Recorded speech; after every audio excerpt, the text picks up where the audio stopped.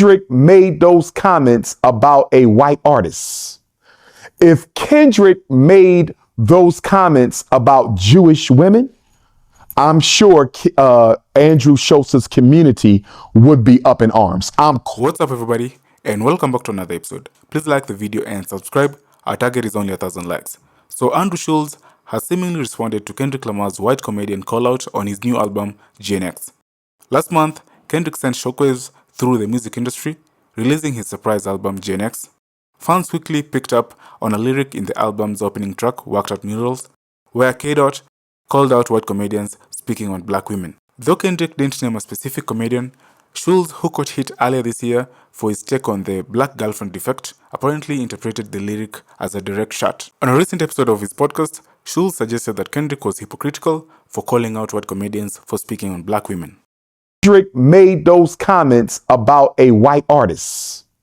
If Kendrick made those comments about Jewish women, I'm sure Andrew Schulz's community would be up in arms. I'm quite sure the Jewish community would not take kindly to a mainstream black podcaster making disrespectful, stereotypical jokes about Jewish women, or making disrespectful, sexually suggestive comments about a very popular male Jewish recording artist and what he can do to them if he ever had the chance. Even though it was a joke, it was without question laden with a lot of historical and stereotypical innuendos and energy and assumptions that I didn't find funny.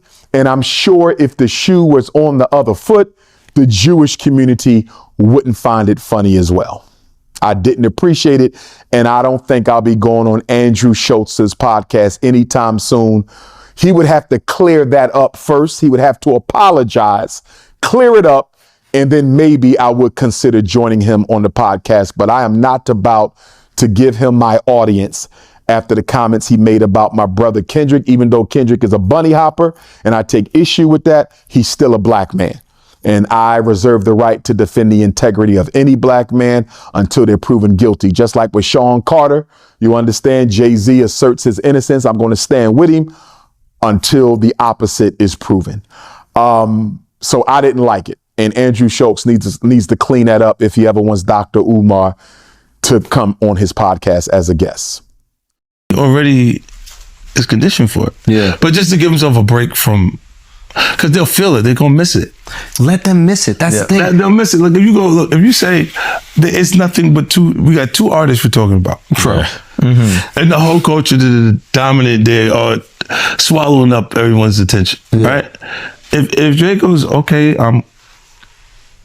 I'm going.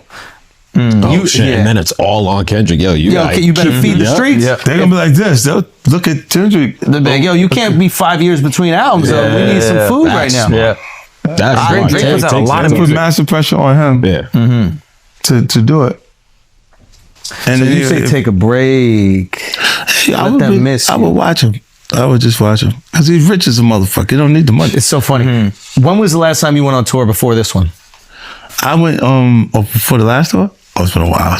And what happened this tour? Everything's so loud. So it's like, if you give people I tell there's a comics all the time. There's these comics that like tour relentlessly. And I literally say, I'm like, take a break.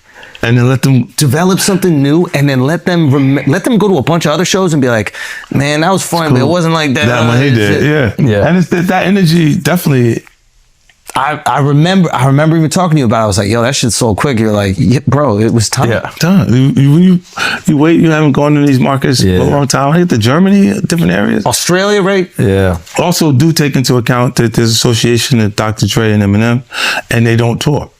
So I'm the connection. So you get the benefit. So if you want to get some Dre and M as well, I didn't realize like that. Wait, Eminem never tours? He did barely.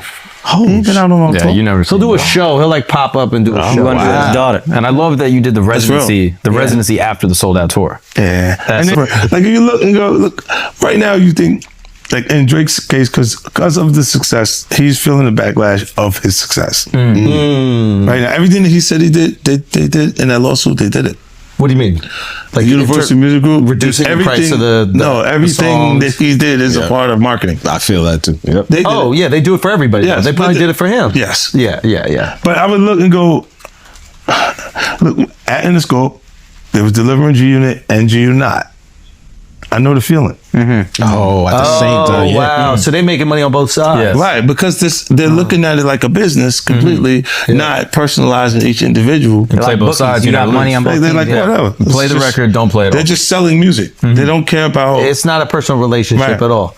Yeah, it's like Hershey's owns Kit Kat too. You'll feel personal because you'll feel like you made them so much money. And they'll go, no, it's not personal at all. But Drake's your man. How do you personally feel about him suing? Look, I like Drake's music. I'm a Drake fan. Yeah. I'm one of those guys that listen to the music and I start to like what's happening in our culture. Right? So, and then there's a point where your voice becomes a hit. And as soon as it comes on, we know, like, we're not struggling to say this is good. It's just there. Like, and I like his shit, Kendrick shit the same. Kendrick is closer technically because of the Dr. Dre connection. But I do feel like I went through a portion of what he's experienced. When you were on top, everybody wants to take a shot. Yeah, and that, look, you see how he lashed at everybody? Yeah, you had the list. That don't feel like 50 Cent? Oh shit! You see what I'm saying? Like that's what that experience. You were doing that before you had anything. Wait, so what happened when he's good at doing the weave? How do you feel about him suing? Do you think he should? Oh damn! I got caught up in this other story. That was good. He's good. He's good. This guy is like a cop. No, What do you mean like a cop? What do you mean? I can feel cop energy. Literally, he was a cop. That's what I'm trying to tell everybody. Hey, Al, right now, I ain't locked nobody. Al, when we're engaged in this beef, we need the police on our side. Okay? We have police everywhere in every single city. I'm feeling Vlad energy off it. Oh, don't put that on me. That's crazy. Wow. Vlad, get him. I'm feeling like, yo, That's crazy. I'm feeling like someone's going to jail. Fuck him. He's going out of there. You don't want to answer the question. You gave the weed. Yeah, I know. He's slick. Alex, white voice. I know. Hold on.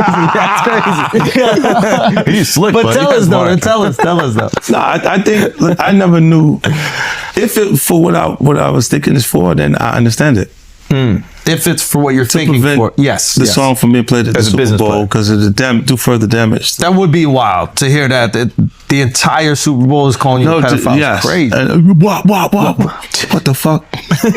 You at the house like this, and you was on fire just a week ago. And now they acting like did you stink or something changed about you? All right, so when everybody's coming at you, right? When you're on top of the world, you feel the energy of all these people that don't have what you have. Right. And even if they're not coming directly, they're like saying indirect sneak shit. They still would like the idea of you not. They relish and then support the things that are against you. Right. They laugh at it. They regurgitate the talking points of it. To appear unaffected by things that bother you will But they prevent are you from actually affected. having to go through. But they're affected by your success because they think your success is stopping theirs. What people don't realize is like they just suck. Right. It's going to take time for that bullshit you have to connect anyway. Yeah, it's never gonna connect. Yeah, that's what they don't That's the get. truth. Because they rather think that you're the one stopping them than they ain't shit. But they're the the system. reality is they ain't shit. Yeah, no, you're in the way. I blame the system. I blame something. Like you say.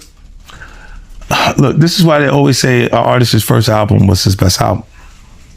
Because you don't get a second chance at the first impression. That first impression, everyone was in agreement that this shit is cool. And you had no expectation. Right. So it's like Low expectations keep it light. organically. You can put a record out, nobody knows who you are, and it organically starts streaming. It starts to work. Yeah. And they go, you always knew. So you can do things during that period. You can make a million mistakes on that first while you're going up the charts for the first time.